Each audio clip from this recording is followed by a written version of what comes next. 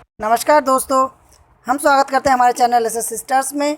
गीत संगीत सुनने से पहले हमारे चैनल को लाइक और सब्सक्राइब जरूर करें, शेयर जरूर करें। भाई दूज कार्तिक शुक्ल पक्ष की दूज को मनाया जाता है। इस दिन बहन अपने भाई के तिलक लगाकर भोजन कराती हैं और भाई अपनी बहन को रुपये, फल, मिठाई आदि गिफ्ट में देते हैं। भाई दूज की कहानी इस प्रकार है। एक साहूकार था, उसके एक लड़का और एक लड़की थी। साहूकार ने लड़की की शादी बचपन में ही दूर देश में कर दी थी। लड़का बड़ा हुआ, भाई दूज का दिन था। लड़के के दोस्त अपनी बहनों से टीका करवा कर आए तो लड़के ने अपनी माँ से कहा, माँ, क्या मेरे कोई बहन नहीं है? मैं भी भैया दूज का टीका करवाना चाहता हूँ। माँ ने कहा, बेटा, तुम्हारे एक सगी बहन है, वह दूर देश में पर्वत पार ब्याही है, उतनी दूर कहाँ जाओगे? उसका स्वभाव भी अच्छा नहीं है, इसलिए मैंने शादी के बाद कभी उसे बुलाया ही नहीं। लड़के ने कहा, नहीं माँ, मैं अपनी बहन के यहाँ टीका करवाने अवश्य जाऊँगा। लड़का माँ से पता पूछकर अपनी बहन के घर रवाना हुआ। राह में उसे एक सांप मिला। सांप कहने लगा, साहूकार के बेटे से कहा कि मैं तुझे डसूंगा। साहूकार के बेटे ने कहा, भाई, मैं अपनी बहन के यहाँ भाई दूज का टीका करवाने जा रहा हूँ, लौटूंगा तब खा लेना। आगे जाकर राह में उसे एक नदी मिली। नदी ने कहा, साहूकार के बेटे, मैं तुझे बहाऊंगी। उसने कहा, मैं अपनी बहन के यहाँ पहली बार भाई दूज का टीका करवाने जा रहा हूँ, लौटूं तब बहा लेना। ऐसा कहकर आगे बढ़ा। आगे उसे एक पर्वत मिला। साहूकार के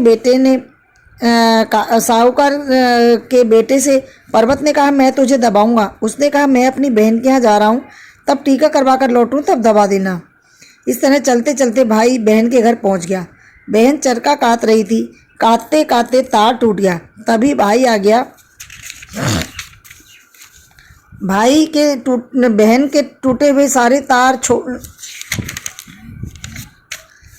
प्रथा है कि टूटे हुए तारों को छोड़कर बहन चरखा छोड़कर नहीं उठती, चाहे कितना ही जरूरी काम हो। सो वह नहीं उठी।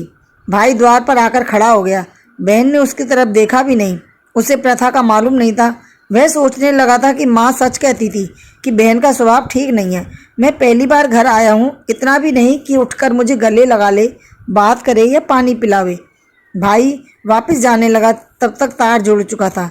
बहन ने कहा, अरे भाई, वापस क्यों जा रहा है? मैं तो तेरे ही शगुन मना रही थी। भाई की बहन टूटे तार नहीं उठती और यह अपशकुन होता है, इसलिए नहीं उठी। बहन की बात सुनकर भाई बहन गले मिलकर अंदर गए। भाई को बिठाकर दौड़ी दौड़ी पड़ोसन के पास गई।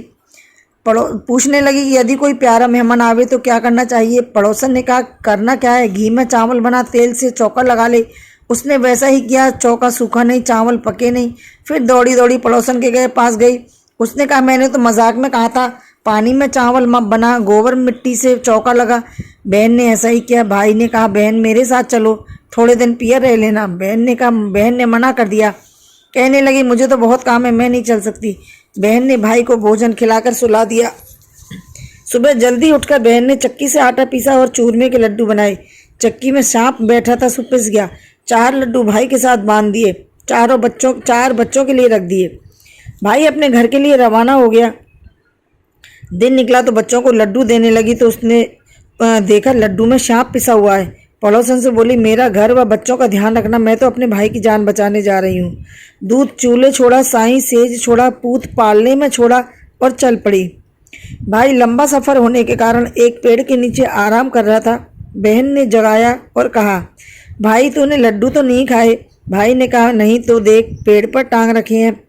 बहन ने लड्डू उतारे, उनको वहीं खड्डा खोद कर दबा दिया और बहन ने कहा, इन लड्डुओं में जहर था। भाई, तेरे पर संकट है, अब तो मैं तेरे को सुरक्षित घर छोड़कर ही वापस लौटूंगी। भाई बहन के घर चल पड़ी। रास्ते में बहन को प्यास लगी। भाई ने कहा, मैं पानी लाता हूँ, पर बहन ना मानी। कहने लगी, तू आराम कर, मैं ले आती हूँ पानी। डूंगर के पीछे खुड़का सुनकर पानी लेने पहुंची तो वहाँ एक बुढ़िया बैठी थी। बैठी बैठी सिल्ला गढ़ रही थी। बहन ने पूछा, माई, तुम क्या कर रही हो? बुढ़िया ने कहा, मुझे मेरा काम करने दे, तू तेरा काम कर।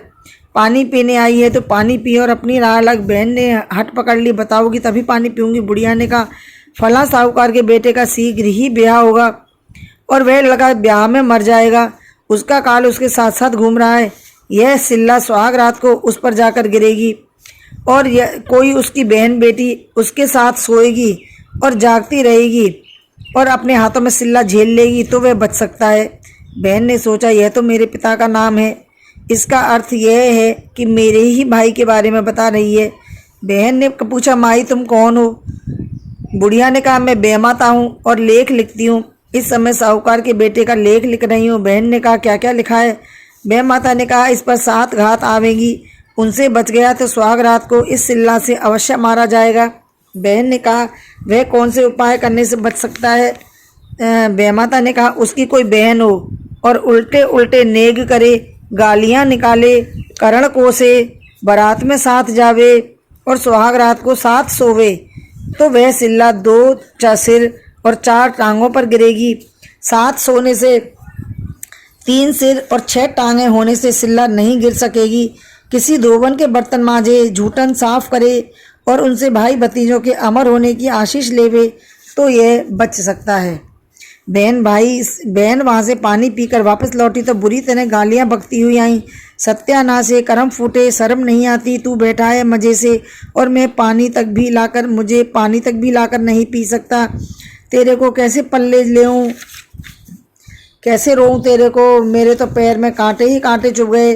बहन भाई की रक्षा के लिए पानी के बहाने तरह तरह की गालियाँ निकालने लगी।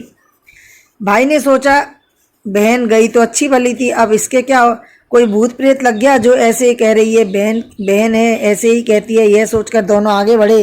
रास्ते में पर्वत मिला, मैं तुझे दबाऊंगा। बहन ने गले में से सोने की जौ की माला पहन रखी थी, उसमें से थोड़े से जौ तोड़कर पर्वत को दिए और हाथ जोड़कर बोली, हे पर्वत देवता, मैंने तुम्हें नेक दे दिया है, अब मेरे भाई को छोड़ दो। पर्वत हट गया, आगे चली तो नदी मिली। हे साहूकार के बेटे, तू लौट आया, अब मैं तुझे बहाऊंगी। बहन ने थोड़े से जौ तोड़कर नदी में डाल दिए और हाथ जोड़कर बोले, हे नदी माता, मैंने तेरा नेक चुका दिया, अब मेरे भाई को छोड़ दे। नदी ने राह दे दी। आगे सांप मिला। हे साहूकार के बेटे, तेरे वचनों के अनुसार अब मैं तुझे खाऊंगा। बहन ने उसको भी थोड़ा सा जौ तोड़कर दे दिया और नाग देवता, यह तुम्हारे दूध के लिए है, अब मेरे भाई को छोड़ दो। सांप भी हट गया। इस तरह बहन ने भाई को संकट से बचाकर घर पहुंचाया। लेकिन घर पहुंचकर भी वह बहन भाई को रोज़ गालियां निकालती, कोसती। माँ कहती, बेटा तू इस मुसीबत को क्यों ले आया? मैं तुझे पहले ही कहती थी, उसका स्वभाव अच्छा नहीं है। बहन चुपचाप इन लांछनों को सहन करती और किसी को भी कुछ नहीं बताती।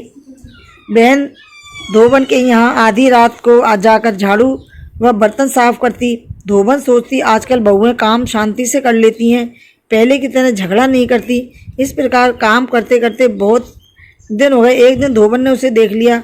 उसने कहा, तू कौन है? मेरे यहाँ काम क्यों करती है? बहन ने कहा, मैं साहूकार की बेटी हूँ, मेरे भाई का जीवन बचाने के लिए मैं तेरा काम करती हूँ, मेरे भाई भतीजों को अमर होने का आशीष लेने आई हूँ। धोबन ने उसे आशीष दिया कि तेरे भाई भतीजे अमर रहें। कुछ ही दिनों में भाई की सगाई होकर शादी की तिथि भी तय हो गई। बहन गालियाँ बकती, कोसती और उल्टे उल्टे नेक करवाती। सब परेशान थे, कहते इस समय तो बात बात का शगुन मनाना चाहिए। यह एक कैसी बहन है, एक ही तो भाई है, वह भी इसे नहीं सुहाता, क्यों ना अपने घर चली जाए। बहन कहती, इस कर्म फुटे सत्यानाश है कि पीठी चौकी पर मत करो, सिल्ला पर करो। इसकी निकासी सामने के दरवाजे से मत करो, पीछे के दरवाजे से करो। सामने के दरवाजे से मैं नहीं करने दूंगी। निकासी के समय सामने का छज्जा टूट कर गिर गया। तब सब कहने लगे, बहन यदि पीछे के दरवाजे से निकासी ना करवाती तो दूल्हा दब गया होता और जाने कितने लोग मर जाते। बारात रवाना होने लगी तो बहन ने जिद पकड़ ली कि मैं भी साथ चलूँगी। माँ ने कहा, औरतें बारात में नहीं जाती। बहन ने कहा, नहीं जाती होंगी पर मैं तो अवश्य जाऊँगी। बहन कुमार के यहाँ से एक छोटी सी मटकी लाई, पिनारे के यहाँ से तांत लाई, बारात के साथ रवाना हो गई। बारात रास्ते में विश्राम करने के लिए बड़ के पेड़ के नीचे रुकने लगी तो बहन कहने लगी कि बारात को धूप में ही विश्राम कराऊंगी, छाया में विश्राम नहीं करने दूंगी। बेचारे बाराती धूप में ही विश्राम करने लगे। तभी बड़ का पेड़ जो बहुत बड़ा था और घेर घुमेर था वो टूटकर गिर पड़ा। बारातियों को तब पता लगा कि ये लड़की बड़ के नीचे क्यों नहीं आराम करने दे रही थी। तो बहन तोरण के समय कहने लगी, इसकी आरती दीपक से नहीं करने दूंगी, जलते हुए अंगारे लेकर आओ, उससे करो। आरती के समय सांप दूल्हा को काटने आया पर अंगारों पर गिरकर जल गया। सब सोचने लगे कि यह कुछ तो जानती है, ये कहे वही करो। फेरे होने लगे तो बहन बोली, मैं फेरों में दूल्हा दुल्हन के साथ बैठूंगी। बाराती बोले, इसे बैठने दो। बहन कुल्ली, छोटी मटकी और तांत लेकर दूल्हा दुल्हन के साथ फेरों में बैठ गई। 3 फेरे ही हुए थे कि दीवार पर बना हुआ एक सांप का चित्र असली सांप का रूप लेकर दूल्हे की तरफ झपटा। बहन ने झट से उसे छोटी मटकी में बंद कर दिया और ढक्कन से बंद करके तात से मुंह ढक दिया। लेकिन पंडित डर गया। तब वह बोली, पंडित जी, डरने की कोई बात नहीं है, आराम से फेरे करवाओ। दूल्हा दुल्हन शादी होकर घर आ गए तो सुहाग थाल के बाद सुहाग रात की तैयारी होने लगी। बहन बोली, मैं दूल्हा दुल्हन के साथ बीच में सोऊंगी। माँ ने कहा, क्या तू पागल हो गई है?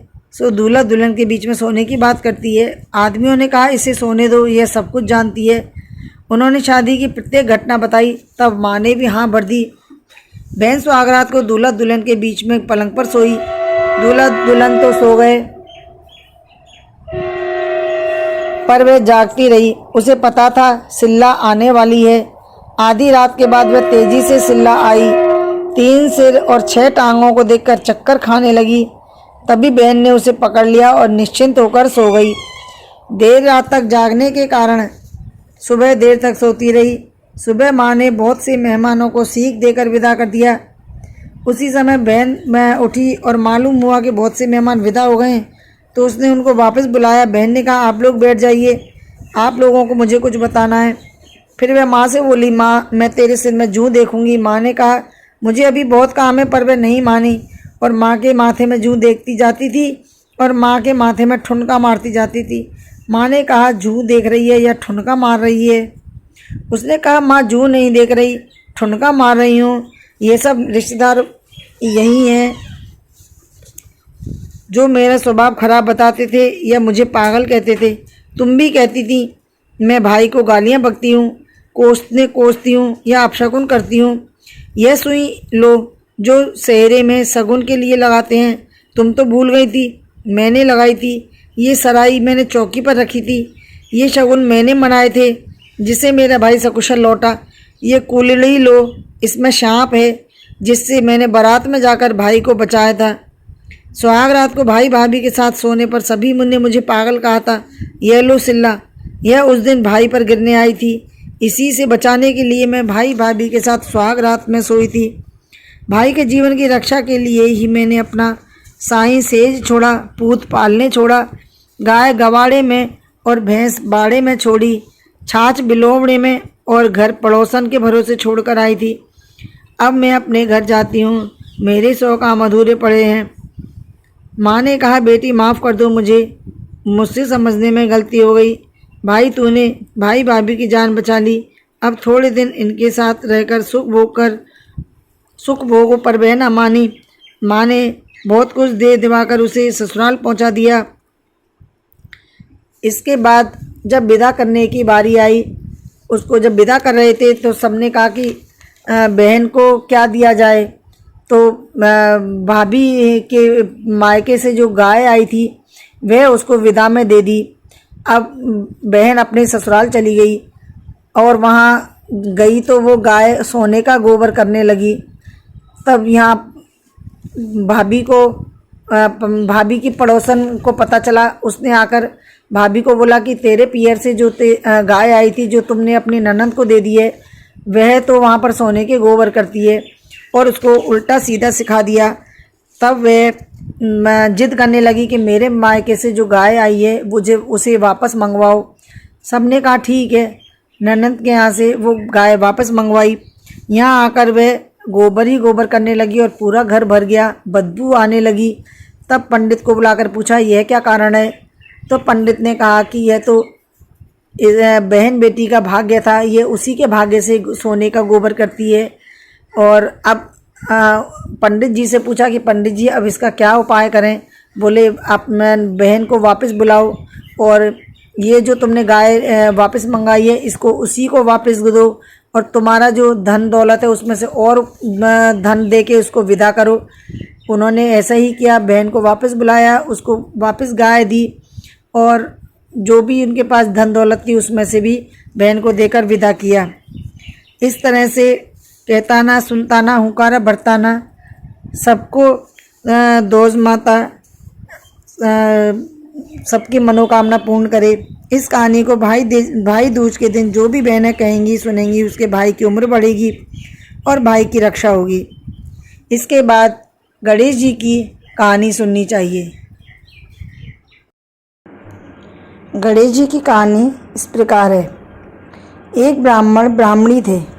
ब्राह्मण गणेश जी की सेवा पूजा करता था, जबकि ब्राह्मणी सुबह से ही भूख सताने के कारण सेवा पूजा नहीं करती थी। ब्राह्मणी का नियम था कि वह ब्राह्मण को भोजन कराए बिना भोजन नहीं करती थी और ब्राह्मण गणेश जी की सेवा पूजा करने के कारण देर से भोजन करते थे, जिससे ब्राह्मणी उससे नाराज़ थी। एक दिन विशेष पूजा होने से ब्राह्मण ने पूजा देर तक निपटाई। उधर भूख से बेहाल ब्राह्मणी को क्रोध आ रहा था कि गणेश जी का तो कुछ इलाज करना पड़ेगा, नहीं तो मैं भूख से मर जाऊंगी। दूसरे दिन गणेश जी ने ब्राह्मणी ने जल्दी उठकर गणेश जी की मूर्ति को एक संदूक में बंद कर दिया। ब्राह्मणी ने ताली देखकर कहा कि अब ना रहेगा बांस और ना बजेगी बांसुरी। ब्राह्मणी ने सोचा कि गणेश जी की मूर्ति ही नहीं मिलेगी तो ब्राह्मण काहे की पूजा करेगा और उठ कर के भोजन करने के अलावा काम ही क्या रह जाएगा, सो मैं भी जल्दी ही भोजन कर लूँगी। लेकिन गणेश जी की मूर्ति चोरी और पाठ पूजा ना करने की व्याकुलता में ब्राह्मण ने भोजन नहीं किया तो ब्राह्मणी ने भी नहीं किया। ऐसे ही 2-3 दिन गुजर गए। दोनों ने जिद कर ली। ब्राह्मण कहता मैं गणेश जी की पाठ पूजा करके ही भोजन करूंगा, जबकि ब्राह्मणी की जिद थी कि मैं गणेश जी की पूजा पाठ नहीं करने दूंगी। दोनों की जिद देखकर गणेश जी संदूक में से ही जोर जोर से हंसने लगे। ब्राह्मण ने गणेश जी को संदूक से बाहर निकाला। ब्राह्मणी पर गुस्सा करके बोला कि तूने गणेश जी को संदूक में बंद कैसे कर दिया। तब गणेश जी ने कहा इसे माफ़ कर दे, तूने मेरी बहुत सेवा पूजा की है, बोल तुझे क्या चाहिए, जो मांगना है मांग ले। तब ब्राह्मण ने कहा कि महाराज मुझे मांगना नहीं आता। तब गणेश जी ने कहा कि तेरी जो भी इच्छा हो बोल दे, मैं सब दूंगा। फिर ब्राह्मण ने मांगा कि अन्न धन के भंडार 9 खंडा महल मांगूं, सोने के पालने में पड़पोते झूलता देखूं। गणेश जी ने कहा ब्राह्मण तू तो बड़ा होशियार निकला, तूने तो एक ही वरदान में लंबी उम्र, आँखें, बेटे पोते, धन सभी मांग लिया। ब्राह्मण ने कहा भगवान देव तो सभी चीज़ें देव, नहीं तो रहने दो। गणेश जी ने ब्राह्मण को सब कुछ दिया जो वह चाहता था। तो फिर ब्राह्मण ने गणेश जी का मंदिर बनवाया, जहाँ दोनों ब्राह्मण और ब्राह्मणी पूजा करने लगे। इसी तरह कहने वाले और सुनने वाले को और हुंकारा भरने वाले को सभी को जयकारा बोलना चाहिए। बोलो गणेश जी महाराज की जय।